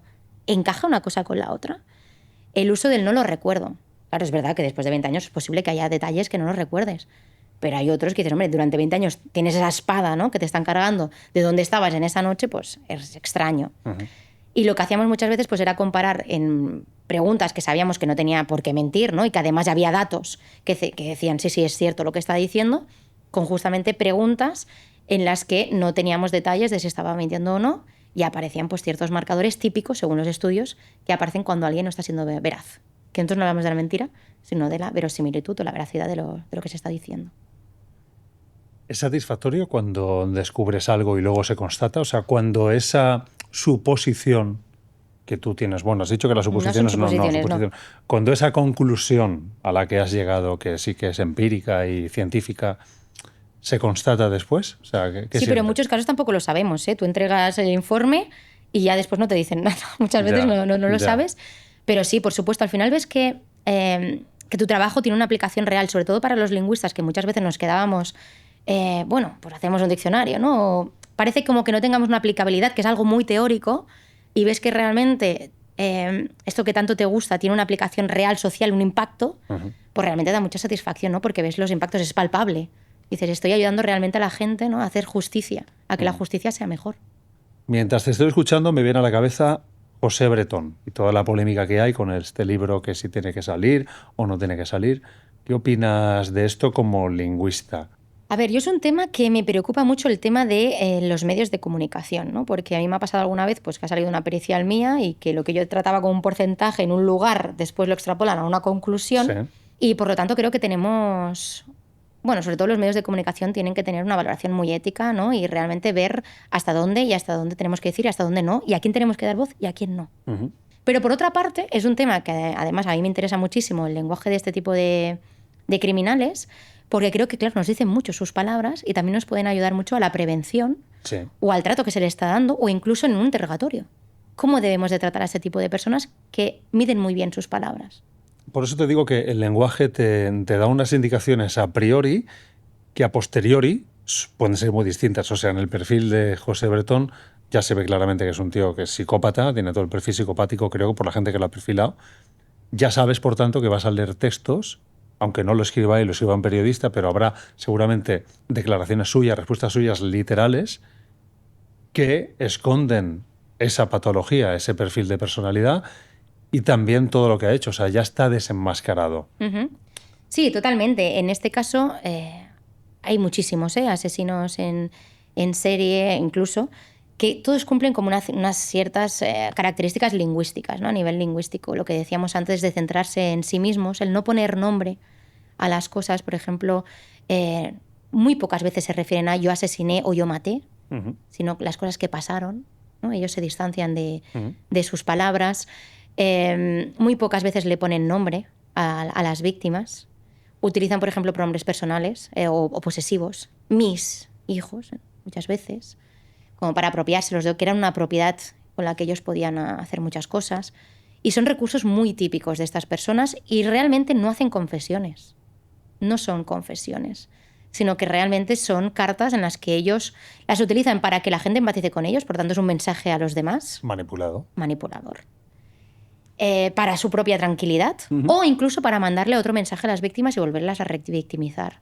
Por lo tanto, hay que tener mucho cuidado, aunque no dejo de pensar que es muy interesante el análisis de esas declaraciones para utilizarlo. Sí, un caso de estudio contra que ellos, te va a nutrir para, claro, cuando veas ese mismo patrón en otros que te toque investigar, exactamente, ir un poco por delante. Exactamente, e ir por delante exactamente, sobre todo en las investigaciones y el poderle contrapreguntar, ¿no? Muchas veces decir, bueno, tú estás diciendo esto, yo te lo voy a rebatir. Has dicho que suelen distanciarse de lo que han hecho. Tengo aquí un escrito que tú comentas en el libro, que es el comunicado de ETA del 8 de abril de 2018. Te lo voy a pasar y así un poco por encima, a ver si puedes recordar alguna de las cosas en este sentido de cómo distanciarse y que parezca que soy malo, pero no tanto, ¿no? Exactamente. Normalmente en este tipo de comunicados lo que solían hacer es no poner las dos partes, sino muchas veces lo que recogen es, de nuevo, el papel de victimismo, ¿no? Todos somos víctimas, no soy yo únicamente el ejecutor, sino que ambas partes hemos sufrido bajas, ¿no? Y por lo tanto necesito que los demás también empaticen que nosotros también hemos sufrido en todo esto. Claro. Y también hemos estado ahí, ¿no? Y esto es muy importante para ellos, porque no se pueden declarar culpables del todo, ¿no? Como una parte unilateral, sino que necesitan que ambas partes formen parte. También normalmente no suelen hablar de asesinatos tal cual, sino hablan de fallecidos, ¿no? Pero intentan... Hay ciertas palabras que las evitan, ¿no? Utilizan eufemismos o otro tipo de recursos para no mencionar ciertas palabras o terrorismo o ataques, justamente por eso, ¿no? Cuando tú estás hablando de terrorismo, la palabra ataque, si tú la buscaras en un corpus, te aparecería, ¿no? Como... Ya. ¿no? O sea, suelen haber bigramas, ¿no? O trigramas, entonces decimos conjuntos de 2 o 3 elementos que son esperables. Tú buscas terrorismo, ataque. En sus comunicados muy pocas veces verás esa palabra. Superintencional. Claro, superintencional, porque ¿a qué evoca? A violencia. Y por lo tanto tú aquí ya tendrás la alerta. Esto no lo queremos, ¿no? Sino que ellos siempre buscan por este tipo de recursos al final para que las personas pues lleguen a empatizar, a entender a lo que han hecho, los actos que han cometido. Lo que hablamos... Las pasivas. Sí, sí. La diferencia entre soltar un mensaje así a lo loco o pensarlo muy bien, escribirlo muy bien. Exactamente. Normalmente también suelen hablar en pasivas, que esto en español pues no suele ser. Tú dices, yo he hecho tal cosa, ¿no? O yo voy a hacer tal cosa. Y ellos no. Lo que sucedió, ¿no? Utilizan este tipo de estructuras que al final lo que hacen es ocultar el agente, ¿no? Quién hay detrás, ¿no? El sujeto, en este caso, del quien comete la acción.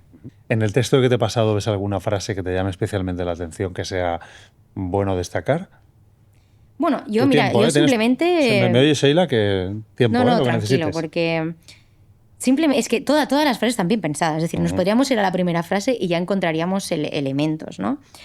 Léelo si quieres. Sí, mira, la primera frase. Dice, ETA, Organización Socialista Revolucionaria Vasca de Liberación Nacional, aquí bien entrecomillada, aquí, la explicación, mediante esta declaración, claro, ¿por qué le llamamos declaración? Es una confesión, pacto, ¿no? ¿Por qué utilizamos la palabra declaración? Es una palabra muy neutra. Al final yo te estoy comunicando algo. Sí. ¿Vale? quiere reconocer, aquí claro, tenemos un acto de habla en el que yo primero me abro para que la persona sea empática, porque claro, si ya viene de este tipo de organización, lo primero que hacemos la mayoría de las personas es crear una barrera. Sí, y un detalle, no dice queremos, dice quiere. Quiere. O sea, la organización. La organización. No yo, que no escribo, yo no ni formo nosotros, parte, ¿no? Exactamente. Aquello, ¿no? Aquello. Ya.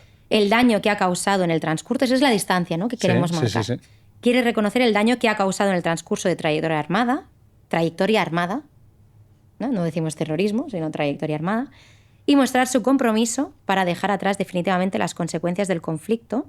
Claro, el compromiso es yo tengo aquí, ¿no?, vamos a hacerlo, realmente me comprometo, ¿no?, hay un acto, porque las palabras al final causan actos. Tú te casas a través de las palabras. El sí quiero, ¿no?, es un acto en el que tú estás haciendo ya una acción, casarte, para dejar atrás definitivamente las consecuencias del conflicto y para que no se repita de nuevo algo así. ¿No? La imprecisión con el algo, el término y me abstracto. llama la atención la palabra conflicto. Conflicto. De entrada, ¿no? Porque un conflicto suele involucrar a dos partes. Personas. Exactamente. Claro. A dos partes. O sea, al final ellos lo que buscan siempre es buscar algo comprometido. De hecho, el siguiente párrafo ya empieza así. Dice, en estas décadas ha habido mucho sufrimiento en nuestro pueblo. Aquí sí que pongo un posesivo nuestro, porque lo he sufrido yo. Apelas al patriotismo ya. Totalmente. Sí, o sea, al final todo está muy medido. O sea, nos podríamos poner en cada una de las líneas. Sí. Y está todo muy medido, sobre todo para crear eso. La empatía, el victimismo. Esto no es una cosa nuestra, sino que ha habido ambas partes, todos hemos sufrido. Y sobre todo medir muy bien, ¿no?, las palabras para que todo el mundo se pueda posicionar hacia la otra parte. Claro, aquí es donde tú entrarías analizando ese texto y podrías llevarlo como prueba a un juicio, ¿no? Sí. Y según lo que dicen, incriminarles de más o de menos. O de menos. Incluso crear una contranarrativa. Esto, por ejemplo, en temas de terrorismo yihadista, lo que se está haciendo es analizar cómo son, pues, estos vídeos que hacen o el lenguaje que utilizan para convencer, ¿no?, sobre todo a los más jóvenes, y lo que hacemos es crear contranarrativas, ¿no? Ayudamos en esa con otros expertos de otras áreas también, y ayudamos a crear esas contranarrativas, decir, bueno, es que cómo ellos se definen, ¿no?, y cómo definen al resto. Vamos a ver si esto realmente es así o no y cómo vamos a ayudar. Dame si quieres esto, que no quiero que lo tengas encima. Vale, bueno, esto es un comunicado muy político. Claro. Bueno, es que yo a los políticos los llamo los domadores del lenguaje. A ver. Porque realmente lo que hacen los políticos es utilizar las palabras como una herramienta, ¿no? Al final es como su látigo y saben muy bien qué etiquetas, porque estamos en un mundo que decimos, no queremos etiquetas, pero es que lo etiquetamos todo. Y por lo tanto saben muy bien qué etiqueta queremos poner a cada una de las cosas y cómo llamamos a unas cosas o a otras para polarizar o no. Que también es un mundo, ¿no?, polarizado, queramos o no. Es que al final es la realidad, nos guste o no nos guste, estamos en mundos de etiquetas y polarizaciones. Te debe de pasar que notas mucho, supongo, la diferencia cuando el político habla conforme a un discurso o cuando le toca improvisar. Claro. A ver, sí que es verdad que son personas pues, que normalmente están bastante entrenados. Normalmente. Sobre todo no tanto en oratoria, que a algunos les haría falta algunas clases, pero sí que es verdad pues en estrategias de no contestar lo que se le está preguntando. O no hacen pausas llenas. Claro, entonces sí, por eso les llamo los domadores del lenguaje, porque tú le preguntas una cosa y vamos, son fantásticos en preguntar otra. Sí. Esto, por ejemplo, cuando estas personas, yo siempre me voy al lado del judicial, ¿no?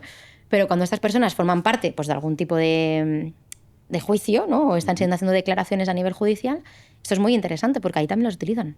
Y por lo tanto, el interrogatorio que se le está haciendo no puede ser el mismo. Tú no puedes llevar a un político, ¿no? Entonces, imagínate, lo llevas a una comisaría y el policía le está haciendo preguntas. No funcionan las mismas estrategias porque estas personas saben muy bien cómo no contestarte. Y por lo tanto tenemos que aplicar otro tipo de estrategia. Esto sucede con los políticos, sucede por ejemplo con los niños. También hay protocolos en los que no le podemos preguntar a un niño, ¿tú fuiste allí o no? No es ético. Lo que tenemos que hacer es ¿dónde estuviste?, ¿no? Preguntas abiertas para que el menor se exprese con una narrativa libre sobre qué sucedió, dónde sucedió, con quién, etcétera, etcétera. Vale. ¿Adaptar el lenguaje? Claro, se tiene que adaptar el lenguaje al interlocutor que tengas, ¿no? Al destinatario o al interrogado que tengas que... Claro, adaptarlo a cada caso. El lenguaje no siempre es democrático. No. O sea, no está democratizado, mejor dicho, ¿no? Por ejemplo, el lenguaje jurídico o el lenguaje de las administraciones es terrible. O sea, Es terrible. recibes una carta y te da una taquicardia porque no la has leído, ya te da la taquicardia previa, pero es que la lees y sigues con la taquicardia porque no sabes qué has leído. Porque no la has entendido, exactamente. Si te llega una multa, bueno, sabes que va a tocar pagar, Sí. pero depende de qué escrito, no sabes si pagas o no. Vale, pues eso de alguna manera no tendría que ocurrir. No. Entonces, si la administración me dice que yo tengo que hacer una cosa o que soy responsable y que además el no conocimiento de lo mismo igualmente no me hace responsable, bueno, ya sabes, Sí. estas maneras de retorcer el lenguaje, yo podría, si no he entendido el mensaje, contratarte a ti para demostrar que no lo he entendido porque no es suficientemente comprensible y ganar en una Sí. apelación. Por supuesto. Esto de hecho se ha hecho. De hecho se hizo, por ejemplo, con las cláusulas suelo, Ah, qué bueno. en que se estaban vendiendo a personas que no eran capaces de entender lo que estaban firmando. Y esto se hicieron estudios lingüísticos en los que se demostró que esto no era entendible y que además es que estaba cargado de ambigüedades. Pero es que parece que lo hacen a propósito, lo hacen a propósito. Bueno, hay una parte de oscuridad del lenguaje que ya viene por la tipología, por el registro, ¿no? Por el género textual. Pero después es verdad que hay mucha parte en la que, bueno, a veces es... Bueno, si tú no entiendes, lo primero que te dicen en la academia, ¿no? Con los abogados, si no lo entienden, mejor, ¿no? Pero bueno, hay muchos movimientos ahora, desde las universidades. De hecho, hay muchísimos movimientos que se llaman lenguaje claro, que lo que está abogando es sobre todo por esto, para que las personas utilicen, sobre todo las administraciones, la justicia, un lenguaje accesible a todo el mundo. Accesible, porque ya no solo es el condicionamiento cultural. Yo tengo un hermano con síndrome de Down, por ejemplo. Pues ese mensaje es que es imposible que mi hermano lo entienda.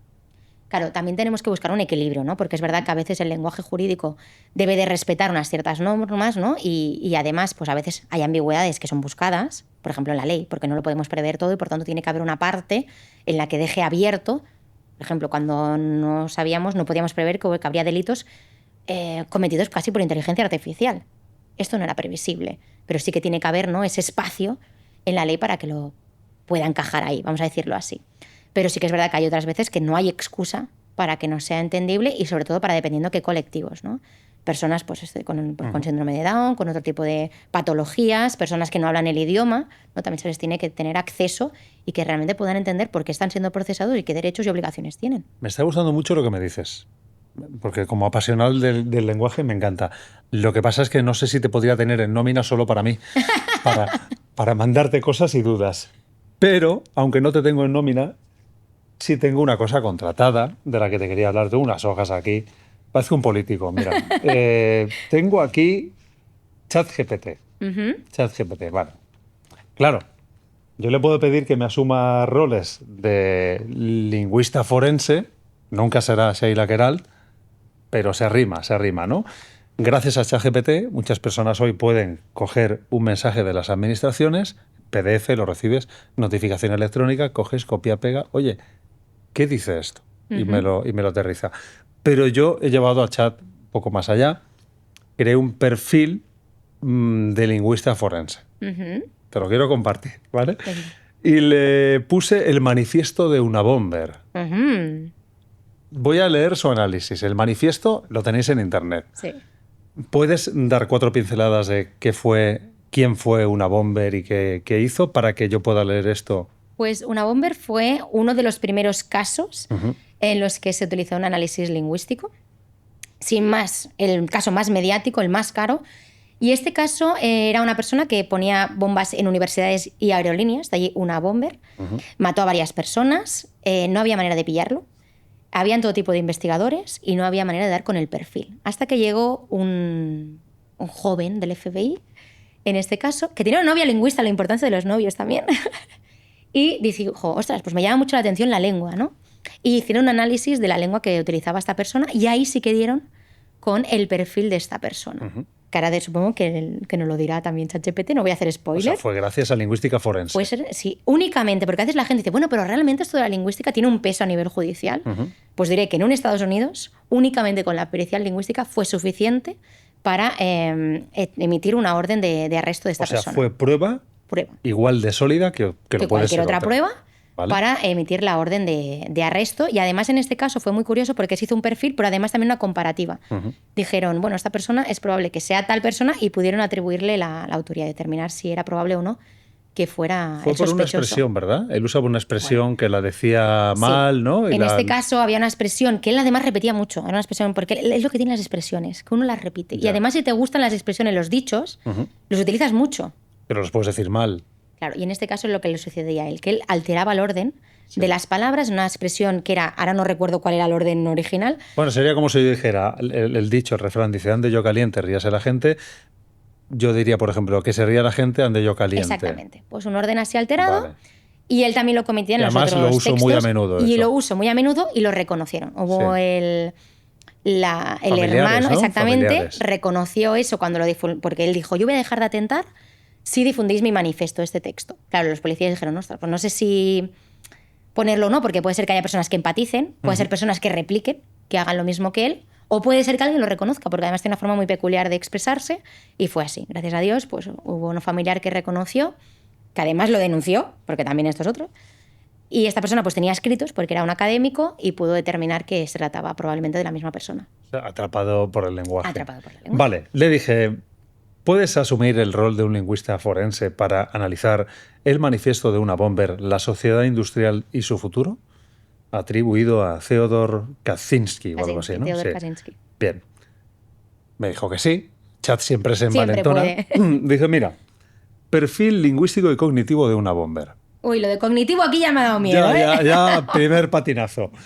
Dice, rasgos generales del lenguaje. Altísimo nivel de competencia lingüística.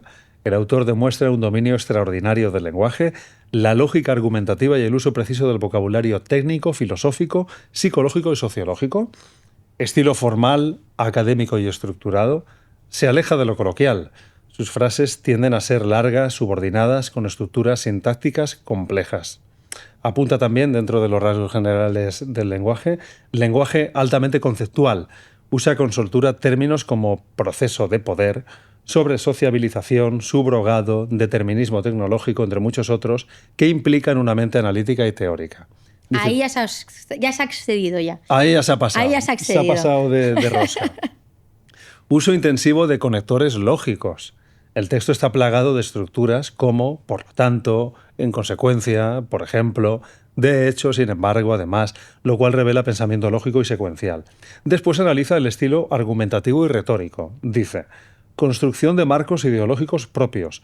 Introduce conceptos nuevos que define y utiliza a lo largo del texto como izquierdismo moderno o necesidades artificiales, mostrando una estructura discursiva cerrada, autorreferencial. Después dice también, uso repetido de contraargumentación, anticipa objeciones posibles y responde a ellas como lo haría un académico entrenado. Tono combativo casi doctrinario, aunque argumenta con lógica la carga emocional contra ciertos grupos, izquierdistas, tecnócratas, feministas, es fuerte. Indicadores de perfil psicológico. Ahí ya no, ¿ves? Ahí ya no. Ahí ya no. Alto grado de intelectualización. El texto racionaliza profundamente lo emocional. Es frío, analítico, impersonal.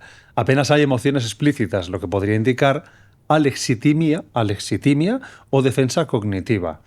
Obsesión por el control. El manifiesto denuncia constantemente la pérdida de libertad y la dependencia del sistema.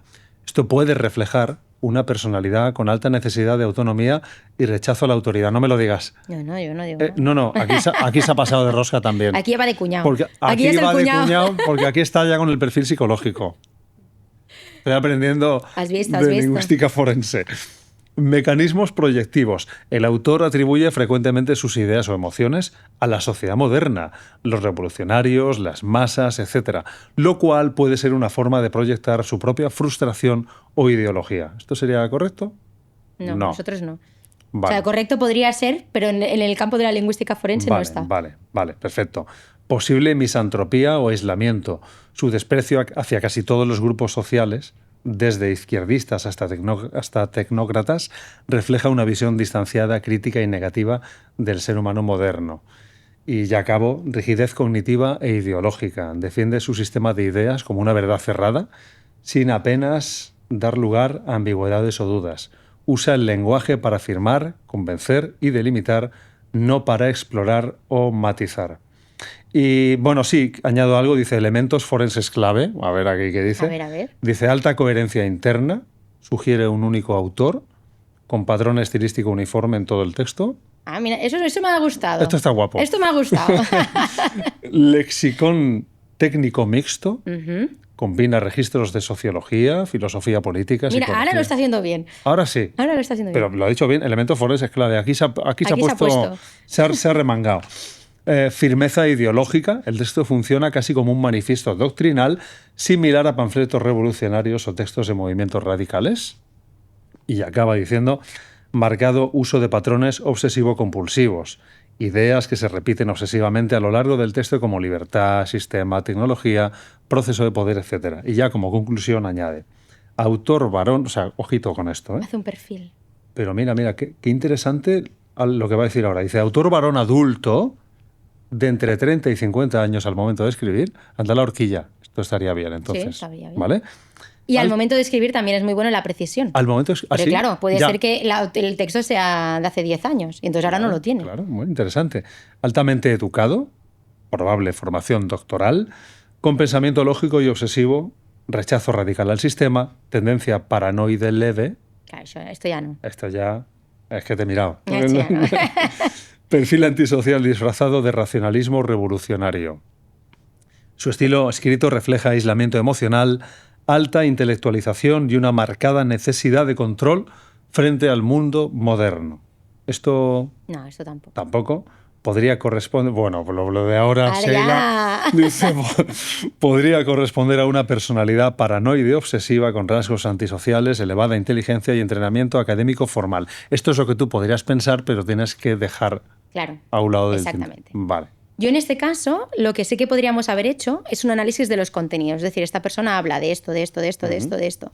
Y, por ejemplo, cuando tuviéramos los textos del sospechoso, determinar si aparecen esos mismos contenidos. Es decir, pues si aparece mención a estos grupos y del mismo modo, aparece mención a este tipo de ideología y del mismo modo, ¿sí? Como las ideas, ¿no? La expresión de las ideas se va repitiendo y si es del mismo modo o no. ¿Vale? También haríamos, por ejemplo, el análisis, porque además este texto es un regalo, hay que decirlo, porque nosotros trabajamos con textos bastante más breves. Claro, son parrafitos de amenazas Claro, a veces. Gente, claro, sí que es verdad que ahora tenemos mucho, porque antes es verdad que la persona pues, hacía un texto, y ahora con el tema de las redes sociales a lo mejor tenemos un historial de WhatsApp, pero suelen ser textos breves, ¿vale? Unas 250 palabras, una cosa así. Claro, un texto así es un regalo. Pero lo primero que tendríamos que buscar es si hay coherencia, si hay un único autor en todo ello, o, por ejemplo, siendo además un académico, si está copiando textos de otro texto. Esto, por ejemplo, nos pasa en la sentencia. Yo estuve en un caso en el que me pedían si esa sentencia la había escrito ese juez u otro. Y lo que hacía, claro, tuve que limpiar el texto sacando todas las citas que hace Leyes. Pues aquí tendríamos que hacer lo mismo. Sacar todo aquello que está citando, porque no es de él, no son sus palabras. Pero sí que nos tendríamos que quedar diciendo, pues cita. ¿Y cómo cita? ¿Lo hace entre comillas? ¿Pone la fuente? ¿Qué fuentes cita? ¿Son fuentes de, yo qué sé, de páginas web de blogs de otras personas o son fuentes académicas? Que, por ejemplo, es lo que hace él. O cuando está rebatiendo, que también lo ha dicho ChatGPT. ¿Cómo está rebatiendo? Se está anticipando al contrario, ¿no? Por ejemplo, tendríamos que ver pues, todas estas estructuras. Dice, bueno, hay muchas subordinadas. Bueno, tendríamos que enumerarlo, cuantificarlo. Si esto es así, ¿qué tipo de subordinada? ¿Qué tipo de puntuación? ¿No? Esto tendríamos que ir pues, mucho más al detalle. Digamos que esto es un análisis pues, muy general.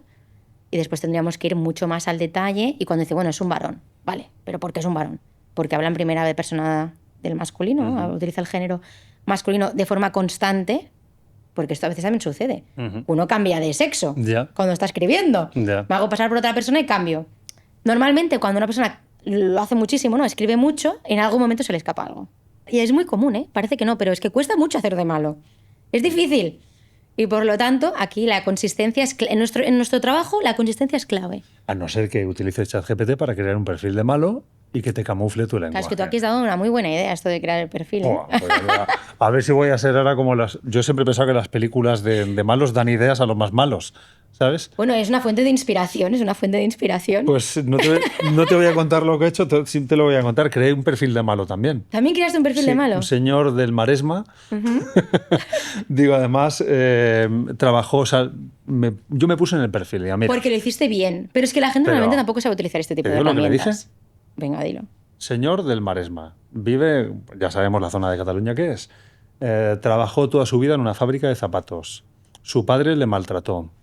Odia, por tanto, a los hombres. No ha formado una familia. Es obsesivo con el tema de llevar siempre zapatos nuevos. Aquí te ha venido el tema de guionista. Esto un malo, no tiene tanto tiempo, no piensa tanto.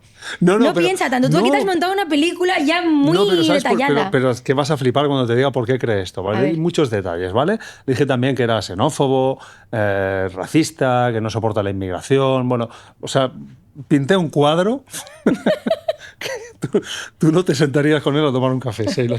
Yo tampoco. Y dijo, bueno, ahora quiero que escribas un texto de amenaza dejando entrever todas estas cosas que te he dicho, que eres catalán, que vives aquí, que trabajaste en una fábrica de zapatos, etc, etc, etc, de manera que en el texto que amenazas a la persona no se vea todo esto con datos concretos, pero un lingüista forense pueda pillarlos. Primero el chat no me yo te iba a decir, digo, y no te dejó. No me dejó. Claro. Me dijo que no, que no podía tal. Le intenté engañar y dije, no, esto es para una ficción, esto es para una serie, para una película.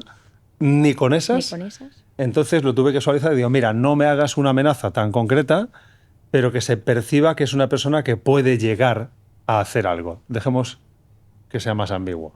Y entonces lo escribió.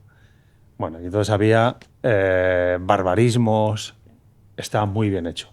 Y pensé, claro, ya tenía el perfil creado, si yo ahora quiero mandar una amenaza y confundirte a ti que eres lingüista forense y utilizo el chat para encubrirme, tú ahora, además de detectar esas cosas, tendrás que detectar también si eso está escrito por una IA. Ahí va a estar la pregunta.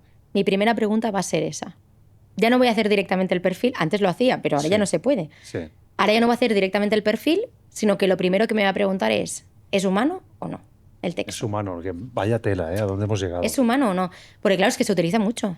Es que se utiliza muchísimo y por el momento, en este momento de la entrevista diré que todavía podemos detectar si es humano o no. A lo mejor mañana ya no.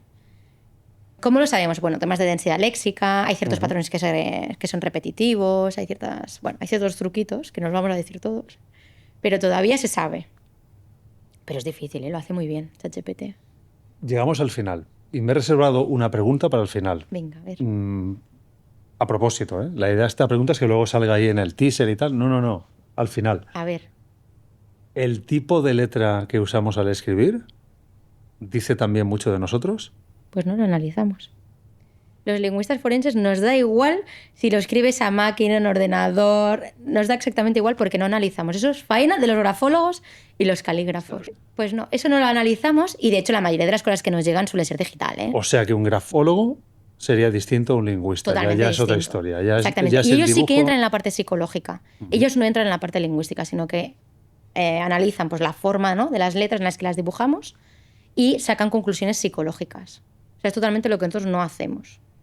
Pero bueno, a veces nos complementamos, digámoslo así, pero no entramos allí.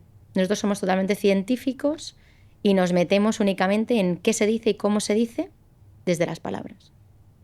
Pues me ha resultado súper interesante, mucho.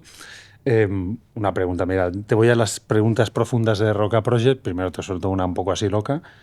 Dime la verdad, Sheila, ¿analizas los mensajes de WhatsApp de tus amigos? No. Aparte yo escribo muy mal, no lo digáis. Escribo muy mal en el WhatsApp. Piensa que yo tenía aquí gente que me han explicado del lenguaje no verbal y todo. Yo ahora mismo estoy como muy puesto. Puedo saber si te hago de forense yo. No, yo escribo muy mal en el... O sea, a ver, si es profesional, no. Pero digamos, con mis amigos y familiares escribo fatal. En plan, ¿esto se ha entendido? Pues ya está, sí, lo mando. Sí. O sea, yo soy de funcional. Soy una persona sencilla funcional. Y por lo tanto, ¿funciona el mensaje? Pues ya está, súper bien. Y lo mando. Y me quedo tan a gusto. Porque como me gustan las faltas de ortografía, soy la única lingüista que le gustan las faltas de ortografía. Me encantan las faltas de ortografía. ¿Te gustan? ¿Por qué? Porque me dice mucho de la persona. Un texto que no tenga faltas de ortografía, pues me cuesta mucho más. Tú hazme faltas, contadme mejor. Pues yo tengo que ir a lo que he escrito e ir a corregirlas. Claro, pero ¿por qué no lo ves en ese sentido? A mí me dan muchas pistas de la otra persona. Y entonces me gustan las faltas de ortografía. En los delitos, obviamente. Después en las cosas bien escritas, no. Pero cuando estamos en un delito, me encantan las faltas de ortografía. Hazme. Las faltas, es que al final, cómo escribimos dice mucho de nosotros. Claro. Hace poco hicimos una oferta de trabajo y uno de los roles que ofrecíamos era trabajar en Roca Project de copywriter. O sea, escribir textos, redactarlos, creativos, etc. Entre las solicitudes había muchas mal escritas. ¿Y con ChatGPT? Sí. Hubo una presentación que tuvimos que se pasó de rosca con el ChatGPT. Claro, al final tampoco se puede eliminar por eso, porque es una herramienta. Al final ChatGPT puede ser una herramienta. Bueno, yo una vez me cabreé mucho. Voy a confesar, hace un mes y pico así, hice un mensaje en redes sociales muy cabreada. Porque, claro, todo esto también soy profesora en la universidad y recibí varios trabajos íntegros por ChatGPT. Claro, porque muchos de mis alumnos saben que soy lingüista forense. Después recibí una abogada que me había enviado una pericial a ver si la quería firmar, que la había hecho con ChatGPT. O sea, no eres el primero que utiliza ChatGPT como lingüista forense. Y después varios alumnos que querían hacer, candidatos que querían trabajar en el laboratorio, también con ChatGPT. Y aquí ya me cabreé mucho y dije, no, primero, si quieres analizar humanos, escribe como un humano. Y lo puse en redes porque, sí, a lo mejor tenía que haberlo pensado. Oye, pero tuvo mucho bombo, entre profesores. Qué bueno. Bueno, y ahora me pongo más serio. Venga. ¿Cómo enfrentas la certeza de la muerte? La certeza de la muerte. Sí. Bueno, es lo único que tenemos seguro, yo creo. A mí no es una cosa que me dé miedo, la verdad. Con naturalidad. Yo es que soy así como muy natural. No me da miedo. Así que, bueno, cuando llegue, llegue. ¿Pero cómo la enfrentas? O sea, quiero decir, ¿qué crees que es la muerte? Es así en plan filosófico. Sí. Pues mira, depende del día. Hay días en los que uno tiene que creer en algo más, otros días que no. No, la verdad es que yo sí que creo en las energías. No sé si hay un Dios, no hay un Dios, no soy tan profunda, pero sí que creo en las energías, ¿no? Porque a veces todas esas cosas que te pasan, ¿no? Que te encuentras a personas, las conexiones, sí que creo que puede haber una conexión y que puede haber un más allá, pero no te sabría decir hacia dónde vamos, no te lo sabría decir. Pero sea lo que sea, yo como estoy tranquila, creo que he hecho un buen trabajo, que vivo la vida, la vivo, y creo que eso es importante, y por lo tanto cuando llegue la muerte, pues que llegue. ¿Y cómo te gustaría que te recuerden cuando no estés? Mira, te voy a cambiar la pregunta. ¿Qué te gustaría que escriban de ti Que escriban de cuando mí. no estés? Pues, a ver, obviamente, me gustarían las dos cosas en el plano personal y en el plano profesional, ¿no? En el plano personal, y a mí mis padres siempre me han inculcado que lo importante es ser buena persona. Y por lo tanto, yo con que me recuerden como una buena persona que he podido ayudar a alguien, me quedo satisfecha. Y sobre todo en haber enseñado a mis hijos bien, para que también sean buenas personas, que sean lo que ellos quieran, sean felices. Y en el plano profesional, obviamente me gustaría que me recordaran como alguien que ha inspirado, que ha movido a alguien. Ya está. Tampoco pido más. ¿Hay que escribir algún texto en la lápida o esto? Los silencios también hablan. No. Llenaba los silencios. Llenaba los silencios, exactamente. No, la verdad es que yo como siempre, yo sencilla en lo mío. Con o sin faltas. Hombre, si puede ser sin faltas, la verdad es que Allí lo preferiría. sí, ¿no? Y con minúsculas y mayúsculas. Y breve, la cosa breve. Bueno. Si breve, 2 veces bueno. Bueno, yo estoy viendo también ahí que tienes un regalito. Siempre todo el mundo lo esconde ahí en la esquina para la estantería de Roca Project. ¿Qué es? Pues la verdad es que voy a hacer una confesión. Hoy he hecho muchas confesiones, ¿eh? Y te diré que lo primero que he traído... Bueno, lo que primero que me vino en mente cuando me lo dijeron fue traer un fosforito. Un fosforito para subrayar. Para subrayar. Porque al final ¿Pero es ¿Para qué va a ser? mi herramienta de trabajo, Sí. y yo creo que es lo que más me define, porque aparte es algo súper cotidiano, súper sencillo, como yo, que siempre lo voy repitiendo, pero que al final destaca las cosas importantes. Y yo lo había pensado y pensé, pensé, hombre, aquí en la estantería queda un poco raro un fosforito. Puedes traer lo que quieras, ¿eh? Y además pensé, bueno, es que se queda como en el plano más superficial, ¿no? Y al final los lingüistas forenses vamos al detalle, ¿no? Y vamos a la rigurosidad, a lo científico. Y entonces he traído un diccionario. Venga. Pequeñito, Ostras, como yo. Vox, Tradicional. Cuando Vox era un diccionario, cuando ¿no? era un diccionario. Sí, fíjate. Y además habla de cosas que hemos hablado durante la entrevista sin quererlo, en el fondo, que es de las distintas lenguas, ¿no? Y que al final son distintas lenguas que unen distintos mundos, distintas formas de pensar.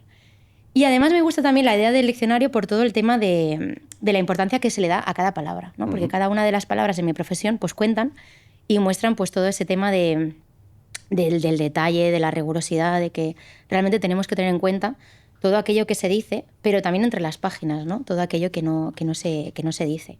Y por lo tanto creo que refleja muy bien lo que hacemos los lingüistas, y con algo tan sencillo, tan cotidiano, porque muchas veces pasamos desapercibidos, ¿no? Y creo que eso también es muy importante, que sigamos pasando desapercibidos los lingüistas, porque así los ciberdelincuentes, sobre todo, pues no nos tienen todavía en cuenta. Pues muchas gracias. Me gusta muchísimo. Soy muy de diccionario, ¿eh? ¿Ah, También. sí? Sí. Muy bien. Sí, incluso una vez me propuse el reto de aprender una palabra nueva cada día. Pero no. Pero no, fallaste. Fracasé. Bueno, si vas a pasar palabras sería interesante. Pues gracias, Sheila, con coma en medio. entre Gracias y Sheira, para hacerlo bien. Para hacerlo bien. Muchas gracias. Un placer.